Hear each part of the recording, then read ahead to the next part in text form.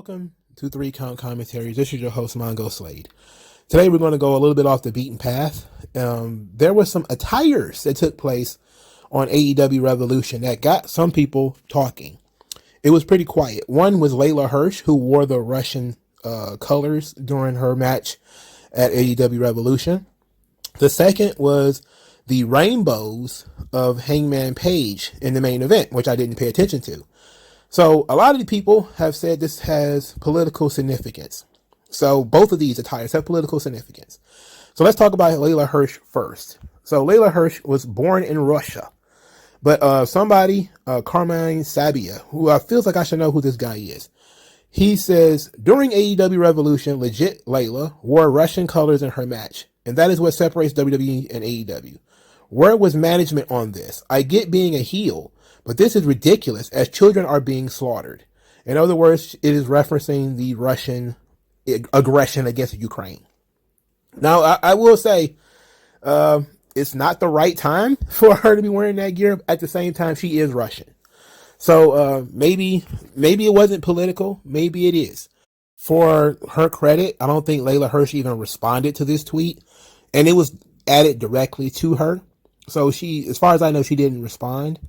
So, and it didn't become a big deal either, because Layla Hirsch is not that big of a deal, to be quite honest. But this was, I believe, the opening match of Revolution. I didn't see it, so I wouldn't have noticed it anyway, because I probably wouldn't have watched the match.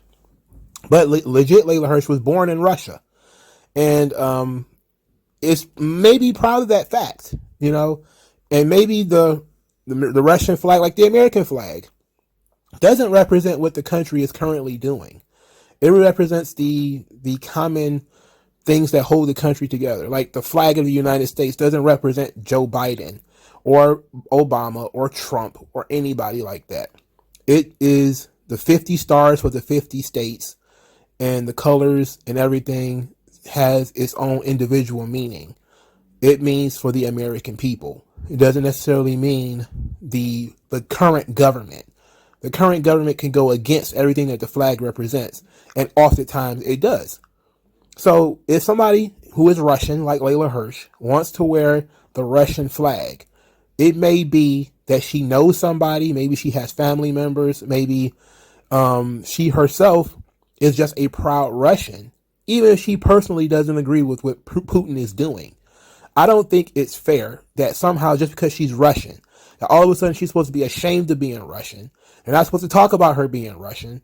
It's like, no, she can disagree with the government just like everybody else and still support the flag just like everybody else. There are tons of people who will talk shit about the United States and all the bombings that they've done and all the horrible things that the American government has done, and still say these people, the flag represents the people, the individual people in the United States as a bond and as a unified people.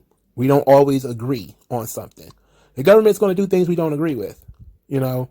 And I would imagine the flag means the same thing for Russians, same thing for the Chinese, same thing for Canadians, etc. I would imagine it's a unifier of the people, not necessarily a unifier of the people in the government. So Layla Hirsch not responding, I give her kudos for that.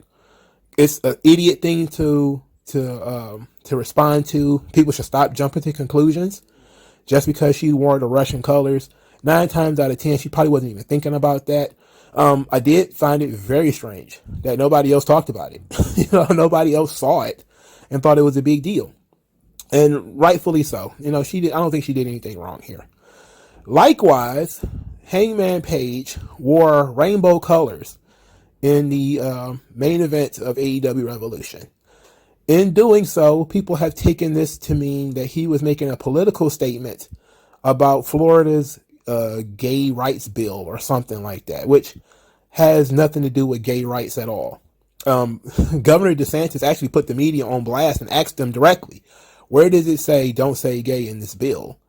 And of course, Hangman Page is a complete, total, anxious millennial cowboy. He's not a real cowboy at all. He's more of a dork who probably gets his information ported directly into his brain from MSNBC.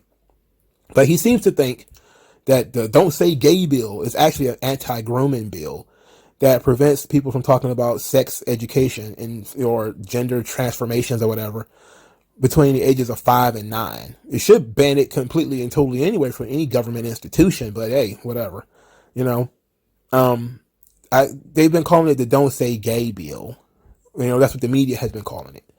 So a lot of people have been saying that this is Hangman Page making a political statement about the Don't Say Gay bill. Now, unlike Layla Hirsch, this does have significant political meaning. For starters, Hangman Page used to be a teacher. So this bill is aimed at teachers, so it would make sense that he would know about it. Second is that considering he is probably a absolute NPC and gets mad at whatever the television tells him to get mad at, he probably believes it, and therefore he wore this pro-gay gear on television. To me, I missed out on it. I didn't really pay any attention. I don't really care about all the tassels and all that kind of stuff, but I did see it, and I saw a lot of people talking about it. So, in my opinion, it's the same thing that I said last time. When CM Punk wore a uterus shirt, you can only be on one side of an issue. And it seems that people absolutely refuse to, in any way, make themselves knowledgeable on subjects. It's all about emotions and triggering the right emotions. Now, I'm not surprised at all that so many people are so upset about this. There have been people who have been fighting for sex ed in schools for 30 or 40 years. This is just another link in that chain. To be quite honest, these people are very upset that they're not, that the government wants to cut off their access to children. It is what it is. Now, let's be honest. I'm not going to go the route of just calling people pedophiles. I don't want to do that. I think that's I don't want to say it's childish, but I think it's very base level understanding of the ideas that are being pushed here. There are a lot of people who are against gender transformations, especially in children, because they understand that in a society, you have small children who are socially awkward, who don't really understand themselves, even as people. They don't understand, to be quite honest, about gender transformations and gender reaffirming and all this kind of stuff. They don't really get it. And so when you have teachers and you have a social group that is sort of pushing that upon you, these kinds of things get quite messy. It doesn't matter what people think. At the end of the day, it's political ideology. That's what gender transformations is. In order to believe that a man can become a woman can be a man, that there's 38 genders, that there's a such thing as a non-binary, all that kind of stuff is political ideology. None of it is based in science. None of it is real. Everybody has chromosomes, either XX or XY or some variation of same. There is no such thing as a non-binary person. So if you're non-binary, you've created a concept of binaries and non-binaries, which is a binary. That makes no sense. But you're not talking to rational people here. You're talking to people who are leading with their emotions. And then you see that teachers are leading students to do walkouts. And you're saying to yourself, this is why you don't want teachers being political ideologues in the classroom. They started doing things like, we're going to have a climate walkout. That's not the kids coming up with that. That's the teachers. We're going to do a Don't Say Gay bill walkout. That's not the students saying that. That's the teachers. They're pushing that crap in the kids' heads. Most kids don't want to be in school. So they're looking for any reason to get out of it. So I don't care that kids want to leave class for the Don't Say Gay bill. I don't care. If I was in school, and how I equate these things, I look at myself, you could have told me that we're going to go out there and support a smoking crack. I'd be like, I get out of class? Oh, smoke crack, everybody. Everybody needs to smoke crack. If that's what you'd have told me to do in 1995 to get out of school, I'd have supported whatever the fuck you wanted me to support. Bombing any child, smoking anything. I hated school. So I let me out. Sure, whatever you want to hold. You want me to hold a placard that says Satan is God? I would have done it. I wouldn't have thought two fucking shits about it. I get out of school today. So I don't care what children think. They're children. Ultimately, children The reason why you don't really trust what children have to think on complex political subjects is because they're children. They only have the information that someone gave them. They don't have the ability to discern for themselves, to learn for themselves, and that's why we don't let children vote. Now, I know there's a small contingent of people out there who think children should be able to vote, but they shouldn't be able to vote. I'm not saying that kids are stupid. There's a difference between ignorance and stupidity. Children are ignorant. They simply don't know enough about the world around them to make functional, cogent arguments about any real subject. So when somebody, usually a leftist, brings out a child and it says, listen to this child about climate, or listen to this child about gender transformations, I say to myself, I'm not listening to a child. That child doesn't know anything. That child only knows what the parents and the teachers told them. Most of the time, they can't even think for themselves. They just repeat talking points. It's not about the children. It's about the teachers.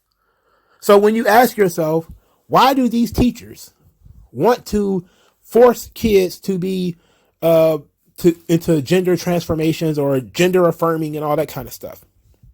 I say that it's because a lot of these teachers, and you look at the public school, Google it, public school teachers molesting kids. High number of public school teachers that molest children. So, I mean, it is what it is. I'm not making it up. And this existed before the Don't Say Gay bill or whatever came out. It was already there. So when you see that there's a lot of Republicans and they're calling Floridians who are supporting the gender affirmation of children and sex education in class, they're saying that they're groomers and pedophiles.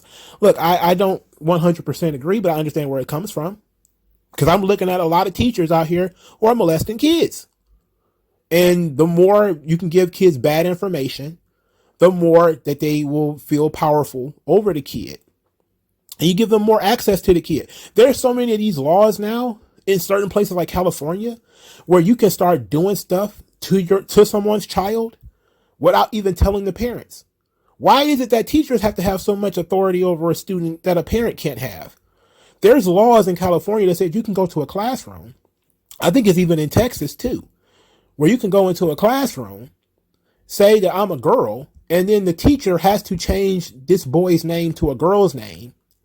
They'll even have dresses and extra different types of clothing on campus for the kid to change into. So the kid can be a completely different person in class than they are at home. So you're teaching kids how to lead a double life while they're children.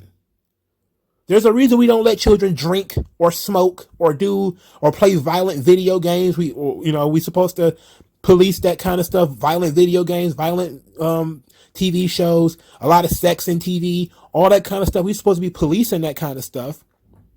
That was the general idea. Now they're porting it directly into the classroom. Now we've got transgendered drag queens in the classroom reading books to the kids. Why is that? If you're not a pedo, if you're not a groomer, if you're not trying to, at the very least, make a kid politically malleable to your agenda, why do you need to have access to them so much? Why does it have to be taxpayer funded? You could say, look, take your stupid taxpayer funding. I'm going to do my own thing anyway. We're going to fund it ourselves. I'll fund it from my own pockets. I keep hearing teachers say that stuff all the time. I have to buy books and paper for the students. I have to pay for it out of my own pocket. And okay, how about you pay for all this other gender transformation shit out of your own pocket too? Now, I'm not going to go, again, I'm trying not to go to the extremes of a lot of these people are pedophiles, a lot of these people are groomers. I'm going to try to stay away from that. I just want to say that these bills, which are favoring certain political ideologies, is all about raising children in a structure of society that teaches them to think one way, which is whatever the way the teacher wants them to think. That's bad. That's bad. Whenever you have laws, or whenever you're proposing a law that gives a teacher more power than a parent, that's a problem. I fully support the idea that if a kid comes to school with bruises and welts all over them, a teacher should be able to say, okay, maybe you're being abused at home. Let's go to someone and say, hey, look, I think this kid's being abused. I support that 100%. That's the only circumstance in which a teacher should be able to subvert a parent, is if they have a belief that the child is being abused. And I mean physically abused, starved, beaten, molested, or something like that. But if the kid says, well, I want to be a girl, but my daddy won't let me, the teacher shouldn't have anything to do with that. That's not abuse. That is a teacher saying that, hey, I think this is the best thing for this child. You don't know that child. You don't. You don't know that child. You're with that child for 8 hours a day. That's it. The parents live with that child. The parents knows what's in that child's room. The parents knows what that child is consuming in terms of media, or at least has an idea, knows their social group, knows the whole thing. You ain't got no business fucking around with that kid.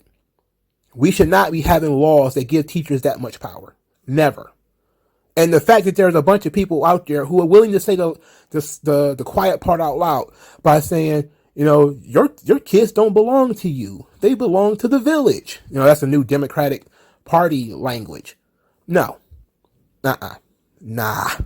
So Hangman Page can side with that if he wants to. And I think a lot of people who are just so emotional and they're just jumping for joy and, oh yes, the LGBTQIA community is like, you can be a supporter while also having common sense. Common sense tells you don't need, taxpayer funded access to kids to be an ally of the LGBTQIA community. You don't. Or I think all you really need to do to be an ally is to say, don't touch these people, don't bother them. Somebody's gay, leave them alone. Somebody is trans, it is what it is, leave them alone. That's the most allyship I can offer you. Is that I'm not going to beat you over the head with a brick. I'm not even going to talk shit about you, really. You exist over there. I exist over here. And as long as we don't meet and come head to head on a subject like this, we really ain't got nothing to talk about. We ain't got nothing to really fight over. There's no real combat to be had. You probably think I'm a bigot. I think you're a degenerate. We can both go our own way. But when you start saying, hey, we want to have government control of the children, now I have to say, no, man, I don't give a fuck. It's not about wrestling anymore. Fuck this nigga, man. I know the statistics that children are molested more in public schools than in anywhere. And this information has been out there for a long time. Nobody talks about the amount of molestation in public schools or in schools in general. Nobody talks about it. If they talked about schools the way they talked about priests, nobody would send their kid to school. Nobody would. California has found that there was like about a decade of cover-ups of people who were molesting kids. And then, I think, wasn't it Project Veritas also found that they will much rather move a teacher from one school to another if that teacher got busted on molestation allegations or something like that. They will just move that teacher from one school to another and let the teacher keep his job. Just move him from one school to another so the heat will die down. That's a fucking cover up. And we've seen people do that stuff literally all the time. No. My issue is not even with the Don't Say Gay bill. My issue is not with gay people whatsoever, the LGBTQIA or whatever the fuck you want to call them. My issue is when you want to start saying that the teachers should have more power than the parents. Now I'm saying you got an issue. If you, as a parent, don't mind your kid talking about pregnancy, STDs, these are important things. These are important things, especially when a kid is in high school and they're starting to, get that itch. Yeah. She's starting to grow breasts. She don't know what to do. You got a little daughter. She's growing breasts. She's like, these boys are looking at me. They're slobbing at me. What's going on? Okay. Maybe the parents are okay with a teacher sitting them down, talking about how their body is developing and, menstruating and all the sorts of, minutia of biology and what's going on with them in their lives. Some parents are okay with that. You should have a written document saying, don't mind a teacher, preferably somebody with a medical degree, saying this is okay to teach. This is okay to teach, but we're not going this way. And if it's gender reaffirming that the parents don't want, they should be able to say, nope, I don't want that. Teach them about biology. Teach them about pregnancy and STDs, but you cannot teach them about gender transformation surgery or any of that other crap. We don't want it. And when you start having teachers who start to say we should have that authority, that we should be able to force ourselves, not in that way, onto parents, now I got a problem. And I have to question your motives. So it is what it is. I don't think Hangman Page thought this much about it, to be quite honest. I think that he's looking at it from a surface level, because almost everybody is. Almost everybody is looking at things from a surface level. Surface level, oh, it's don't say gay because that's what MSNBC said. I'm thinking about things as, I don't care if they're talking about gays or not. I know that teachers have had so much cover up in the things that they have done. They have covered up years of bullying and molestation and all kinds of stuff in these schools. What is next? Gender transformations? How do we not know that teachers are not in classrooms manipulating kids into wanting to be girls, or trying to stereotype kids into wanting to be girls? What if it's a boy who loves poetry and he likes playing with Barbie dolls? He's not a stereotypical boy. Well, maybe you ought to be a girl, and supplanting that shit into their heads. And then got them out there running around with gay flags, talking about we're allies. You're 7. What the fuck do you know about anything? Or even if you're not 7, maybe you're 13. You still don't know shit. You know more than a 7-year-old. But can you really sit down and come up with a cogent argument about why a thing should be a thing? No. You don't know what the fuck you're talking about. So whenever I see a teacher, I raise my eyebrow, because I'm like, okay, what's your motives? When I see a kid, I completely toss them to the side. You're a child. You don't know anything. Even if you're a very well-spoken child, a thoughtful child, you're still a child. So don't say gay, Bill, whatever. I don't care about that. But Hangman Page being a supporter of it, it is what it is. These people who think he's going to be on the right side of history, when people say that, what they're telling you is that they'll be writing the history books. And they'll decide who the villains and who the heroes are. And those people who are writing the history books, we already know they will be very, very biased. A lot of people who wrote history books think that FDR is a hero. They completely ignore the fact that FDR locked up Italians and German and Japanese Americans in internment camps. They didn't talk about that at all. You have to grow up to find that out, because the history books ain't going to tell you. Because history is written by people who like certain other people. So he's going to be on the right side of history. Yeah, because you intend on making sure of that, don't you? You intend on making sure that, a law that he supported, if it ends up with any children being molested, he's not going to be in any way accountable for that. And that's why people should shut the fuck up.